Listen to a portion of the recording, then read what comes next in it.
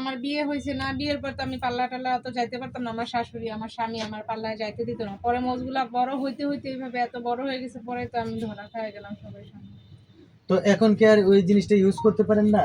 না, এখন তো ইউজ করতে পারি না, কারণ আমি তো হচ্ছে পাল্লায় যাইতে পারতেছি না। আর আমার সবসময় পাহারা থাকে আর রাখে, আর আমি হচ্ছে বাহিরে আমার যাইতে দেয় না, এই জন্য আমি যাইতেও পারলাম না। আর আমি হচ্ছে এই অক্সিনটা মাইরে আমি এটা উঠাইতে পারলাম না, এই জন্য আমার কপালে এই দশা ভাই। আচ্ছা, মুস্তাক এটা আপনারই নাকি আপনাদের বংশগত? প্রায় সবারই আছে এরকম। না না, বংশগত না, এটা আমার মানে জন্মে যখন হয়েছি তখন থেকেই আমার এরকম আর কি এই মোজ ওঠে। তাই? জি। তো দর্শক, মুসওয়ালির কথাগুলো শুনতে পারলেন যে আসলে ওনার জন্মের পর থেকেই এটা শুরু হয়েছে, এখনো অবধি মোজ উঠেই। কিন্তু উনি ওয়াক্সিন ইউজ করতো, ওয়াক্সিন এখন ইউজ না করার কারণে কিন্তু যার কারণে অনেক বড় বড় দেখা যাচ্ছে। তো এদিকে ওনার শাশুড়ি আছে। তো খালা, আপনার বৌমার যে মুজ উঠছে এতে কি আপনাদের কি খারাপ লাগে? খারাপ লাগলে করার কিছুই নেই।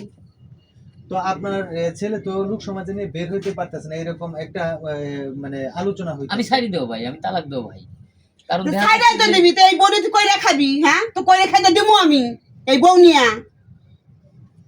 এখন যে বিয়ে হয়ে গেছে, এখন একটা